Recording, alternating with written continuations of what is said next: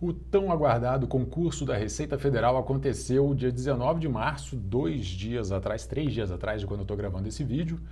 E vamos comentar um pouquinho sobre a prova? A gente teve ontem o gabarito preliminar e os gabaritos extraoficiais elaborados pelos cursinhos já estavam dando uma certa preocupação para todo mundo.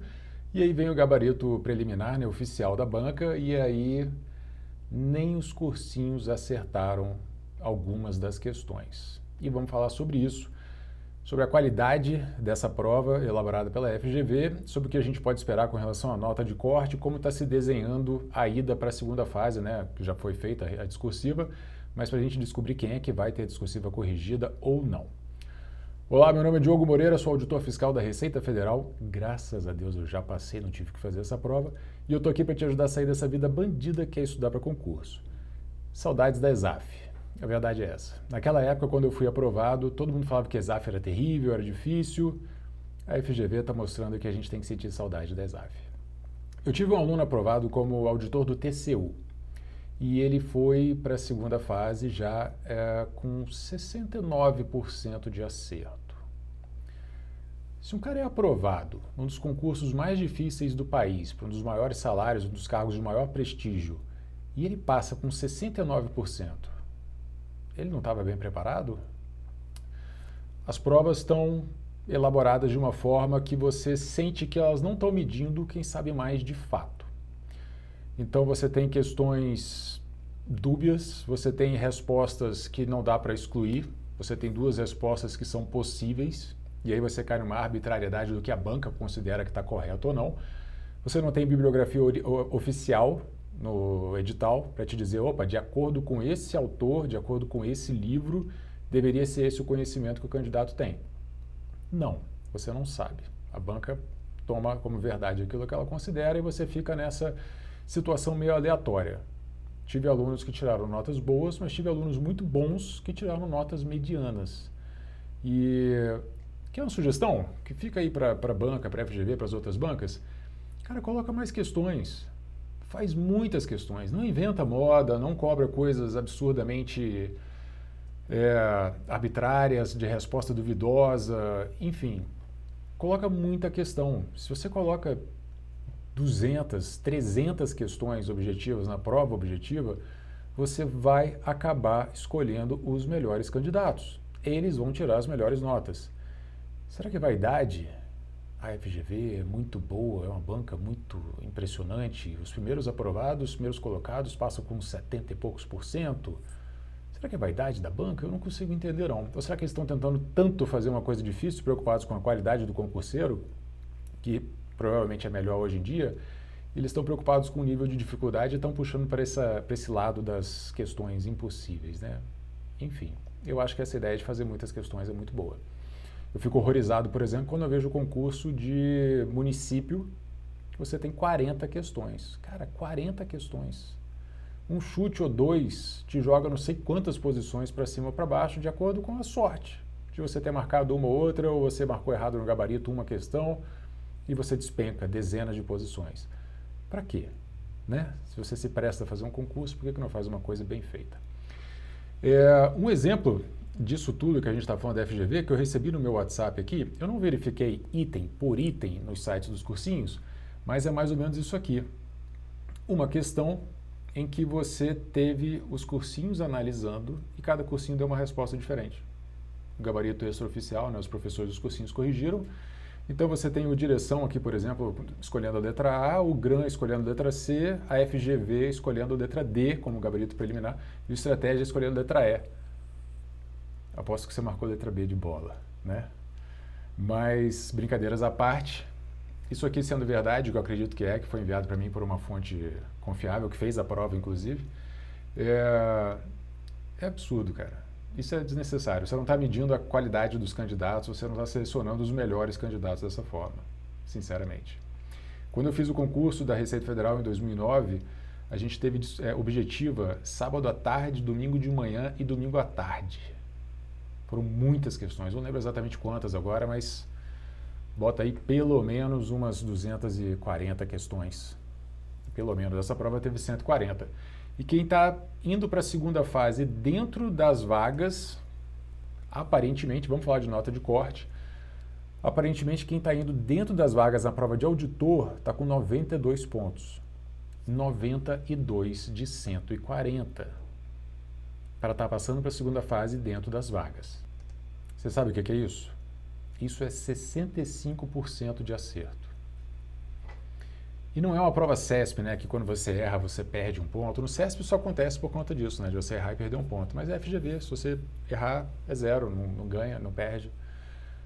Enfim. Então, aparentemente, pelo ranking do site Olho na Vaga, que é um dos melhores rankings, ou o melhor ranking do Brasil de pós-prova, Olho na Vaga, dá uma pesquisada lá depois, coloca a sua nota se você não colocou ainda. De acordo com esse ranking, a nota de corte dentro das vagas está em 92 para auditor, atualizada até hoje de manhã. E para você ir para a segunda fase, para ter discursiva corrigida, por enquanto está em 87. Claro que a gente tem os recursos que estão sendo feitos hoje e amanhã, vamos falar de recursos também, e algumas alterações de gabarito, algumas coisas podem mudar, mas não deve mudar mais do que 1 ou 2 pontos para cima ou para baixo, porque o ranking do Olho na Vaga é muito bom nessa previsão, beleza? Então, 87 pontos de auditor para ir para a segunda fase, para ter a discursiva corrigida por enquanto, beleza? Analista. Com analista o cenário está um pouquinho melhor, vou pegar ele atualizado aqui agora, e aparentemente ele estabilizou em 81 pontos para você ir para a segunda fase, para ter a discursiva corrigida, né? Claro, todo mundo já fez a discursiva, é só para ter ela corrigida. A gente tem um número muito maior de vagas para analista, mais não, é o dobro do que a gente teve para auditor, praticamente. Então você vai ter ali 1.050 discursivas corrigidas, mais ou menos, ok? Lembrando que nesse caso de ir para a segunda fase, a gente não tem critério de desempate, né? Então, se a nota de corte foi 87, todo mundo que tirou 87 vai ter discursiva corrigida, ok? E aí sim, depois somando a nota da objetiva com a discursiva, aí você vai ter os critérios de desempate para poder definir quem são de fato os primeiros colocados. Tem ampla concorrência, tem as cotas para negros, tem as cotas de portadores de deficiência, então o númerozinho de vagas varia um pouquinho, mas é basicamente isso. Se você está com mais do que 81 para analista, se você está com mais do que 87 para auditor, você está com boas chances de ter discursiva corrigida. Espero que você tenha feito uma boa discursiva. Antes disso, vale a pena brigar por cada ponto. Então, há inúmeras questões discutíveis, questionáveis. Os cursinhos já prepararam vários recursos explicando por que eles discordam de tal e tal gabarito. Então, entre no seu cursinho, vai lá nos blogs, os professores colocam isso para cada uma das matérias deles. Então, você vai ter tudo muito bem fundamentado. Não copie e cola o que o professor falou, muda, coloca com as suas palavras, dá uma outra visão se for o caso, ou se você não tem a menor ideia do que está escrito ali, só muda as palavras para não ficar uma coisa muito repetitiva ali chegando para a banca, tá? É melhor fazer assim. Vou colocar aqui no link na descrição do blog do Direção Concursos, lá você encontra os professores do Direção comentando e colocando recursos, né, texto para recurso das mais diversas questões, das mais diversas matérias. Vale a pena fazer isso, tá? E aí depois a gente vai ter o resultado preliminar, e você vai ter a discursiva, e aí você vai ter as notas das discursivas, que a gente não tem a menor ideia de como vai ser.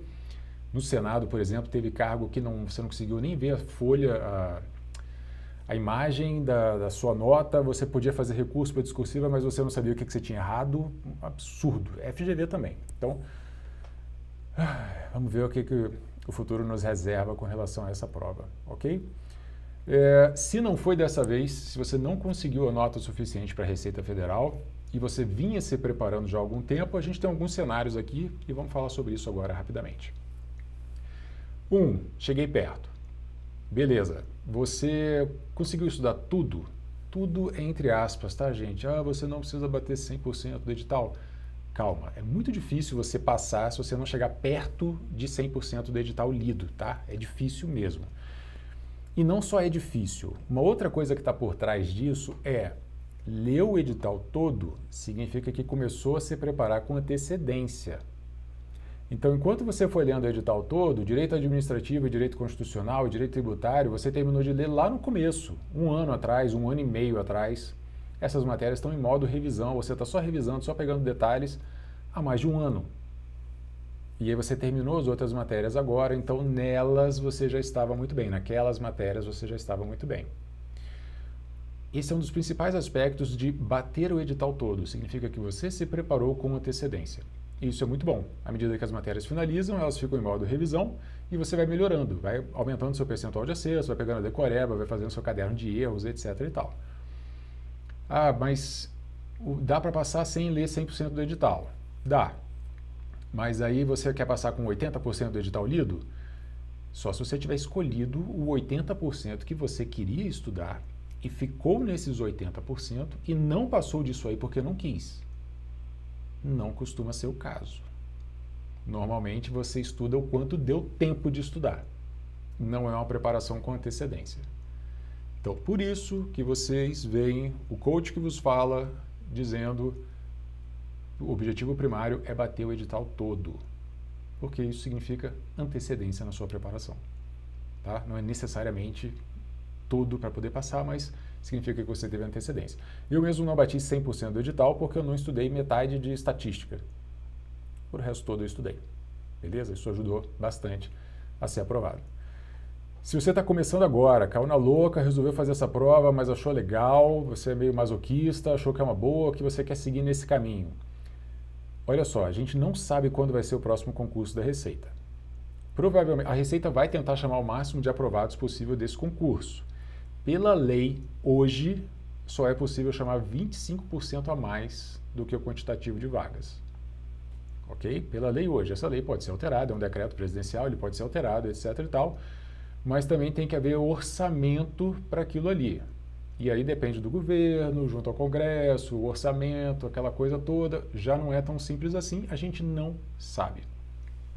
Supondo que eles chamem somente os 25% a mais, ou não chamem ninguém, a Receita vai querer outro concurso o mais brevemente possível.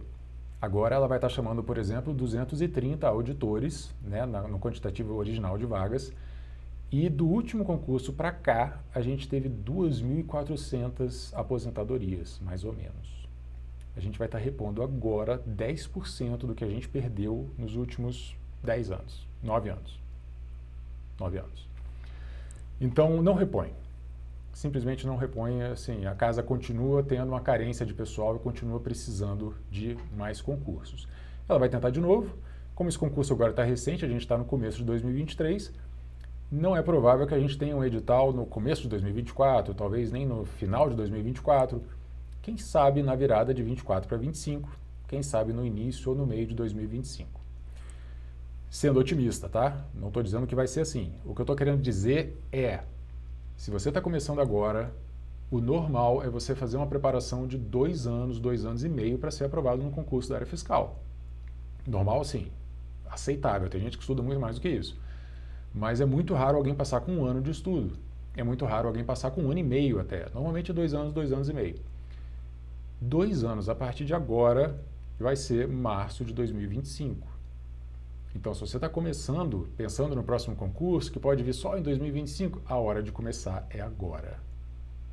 Começa com qualidade, começa com calma, com técnica, com estratégia, vai aprendendo a colocar as matérias, faz seu ciclo de estudos, aprende a fazer revisão periódica, tenha um sistema de revisão robusto, bem pensado para você só fazer as revisões, sem ficar dependendo de inspiração e tal, para não desorganizar. Eu ensino muitas dessas coisas aqui no canal no YouTube, também no meu Instagram, aproveita para pegar essas dicas. Entra no meu site, se você quiser, e baixa meu e-book grátis também de técnicas de estudo. Você já vai ter um norte bem interessante se você está começando a estudar para concurso agora. Tá? Se você já é da área fiscal, bateu o edital todo ou quase todo, achou que tinha chance de passar nessa prova e de fato chegou perto, se volta para outras provas da área fiscal. Não vai ficar agora estudando legislação tributária federal, legislação aduaneira, direito previdenciário daqui até 2025, por exemplo. Vai fazer provas da área fiscal, vai ganhar experiência, vai ganhar profundidade e domínio sobre matérias como direito tributário, contabilidade geral, auditoria, enfim, diversas outras matérias aí que são comuns à Receita Federal e outros concursos. E aí, esquentando o próximo concurso da Receita Federal, você volta para ele. Com uma autorização, quem sabe, com a escolha da banca, você já coloca as específicas novamente e tenta o próximo concurso da Receita Federal. Fazendo outras provas da área fiscal, você vai estar mais maduro, mais experiente, com experiências de pós-edital, e isso aí faz muita diferença. Beleza? Se você gostou desse vídeo, clique em curtir, por favor, se inscreva no canal se você ainda não se inscreveu. Se você conhece alguém que fez essa prova, manda esse vídeo para ela ter um certo acalento ali no coração, saber que a prova realmente estava difícil, mal elaborada, na minha opinião, e que ela não foi de todo mal assim. Beleza? Um grande abraço e até a próxima.